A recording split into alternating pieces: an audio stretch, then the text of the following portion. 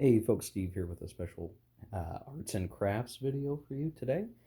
So I'm beginning a project to help enhance my copy of the last Blitzkrieg from Multiman Publishing as part of the Battalion Combat series. And I'm going to be using some paint markers that I've had for a while that I had gotten for a different purpose than this, but this seems to work out pretty well. There's a 24 count of different colors, and I've tried to arrange them with as much differentiation as I can manage here. And what I've also done is listed out all the formations in the game for the Axis, and the allies, yellow denoting that these units are not at setup, they are reinforcements, and about which map entry spot they come in: A, B, C, D, E, F, G, H, I, J, K, L, M, N, O, and maybe P, I think, is on the map. So I've arranged this so I can start thinking through what color each formation should be marked. Because what I'm going to do, and here's some example counters that I was messing with, so I'm just going to add a band on the far side of the counter. I've seen other people do this.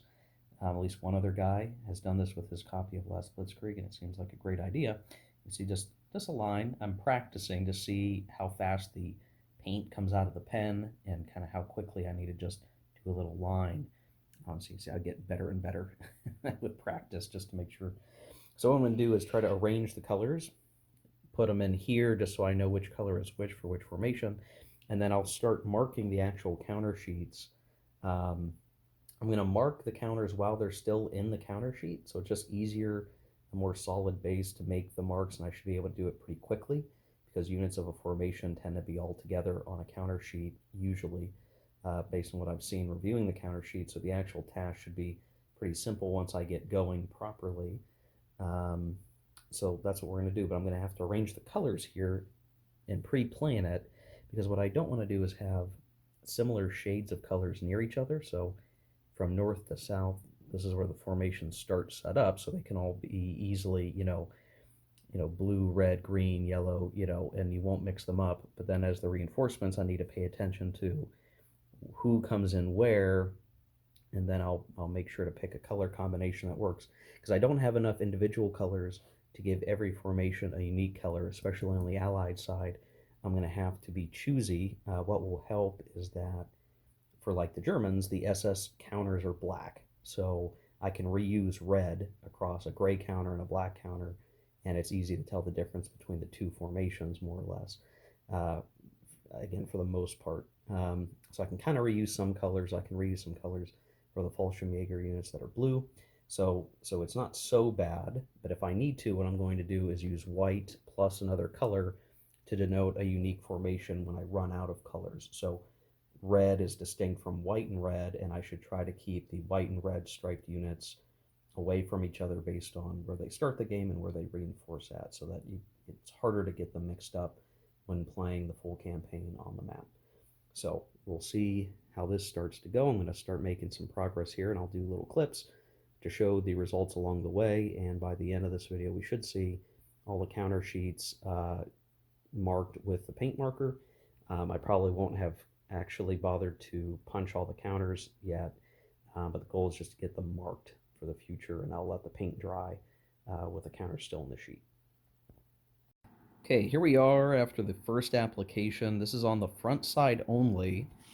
I am trying to figure out, do I bother with the reverse side? And I'm wondering if I don't, with the assumption that the front side's good enough, I need to let the front side dry before I try anything with the bottom side anyway.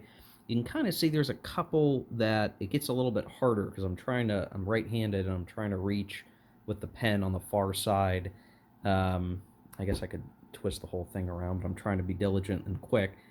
So there's a little bit of challenge in some of these counters where like the pink ink came out faster than I thought it was going to, and I've had to be a little careful.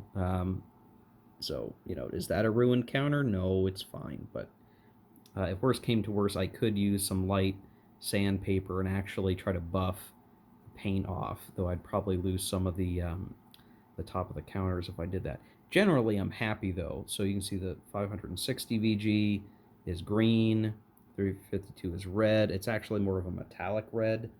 there. The blue is more of a metallic blue for 326. 277 is yellow. 276 is purple. 246 is black. 212 is pink. 167 is a green black combination, and 79 is a metallic purple white combination. So generally, if you were to try to make that comparison, right, again, you know, differentiate these units from these units, which is going to be easier at the table, these ones. So far, so good. I still have a lot of the Germans to go, and I've not even done any determination for the Allies, which is going to be a much bigger effort. But generally, I'm feeling good with where things are at with this. So this counter sheet is going to go dry, and I'll be starting in on this other counter sheet. It's going to be tricky. I think I'm going to have to do this side first, and while it's drying, I'm going to be doing this other side. Again, going to do the fronts only for now and just see if that's sufficient for my purposes. It probably will be, without, trying to do even more paint, but we'll see. So far, so good. Okay, here we are after doing the rest of the axis. I definitely ran into some challenges where not all the colors show up quite the way I would want them to. But still very generally, I mean, we have units like the green on black is kind of rough. There's a couple other instances. The yellow on black really doesn't look very good. So there's, like, in some cases, the metallic red and blue look great in my mind. And I've got a couple of mess ups that you'll see where, let's see if I can find a good example. Like, there's a little bit of bleed over where some paint got on the other side of the counter. I think that's okay because all that's going to do is help identify the units. I haven't really had any cross formation mistakes, which is good. So a little bit of that, like, oh, there's extra yellow gold on that counter. That's okay. I don't care about that. Fortunately, everything else, we're not obfuscating movement factors. Just that little band of color just helps. It helps a lot. There's this one challenge where a lot of the colors are similar. So there's like an orange-white mix. Then I've got brown. Then I've got regular orange. They could kind of be close together. And then we have orange-black. It's definitely make me think about the color choices for the Allies, where maybe I do dual colors more than I have up to this point, so we get some nice differentiation. But generally, I think we're in a pretty good spot with the color differentiators. On the front side of the units, I think I'm just going to leave them on the front rather than worry about doing it on the back, and this should be sufficient to facilitate play. And of course, there's independent units that are not being marked as such. So very generally should be pretty good across the axis counter sets. And then we're going to have the allies to do, and they're going to be tricky because they've got a different color palette. So the Commonwealth units are going to be brown, there's going to be some green, and then just mostly green, which means that all of our green color markers are probably not going to be useful, and some of our other colors are going to be will likely have to be used across these guys. So it's a little tricky, and I'm not entirely sure, how I'm going to best go about it, but I will figure it out, and we'll check in when we're done with that. Okay, here we are with all of the Americans done. I realized that lack of a color band is a color in and of itself, so I left the 106th Infantry Division without a color, but you can see it had a, because the Americans have so many formations, I had to start doing dual colors, which actually turned out pretty good, all things considered. So I think generally this is looking pretty good. I mean, yeah, there's a couple spots where I was a little sloppy, but nothing that in my mind would inhibit play. All the unit values are still easily readable and discernible, and you can tell one formation from the other pretty easily. Again, I'm going to probably avoid doing the backside of any units, just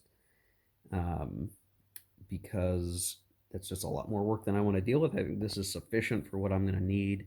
If I were to get this on the table with folks and we needed to, differentiate, Realized, of course, that the British 29th Armor Brigade doesn't really need any markers because it's the only brown corset formation in the counter mix and the force pull.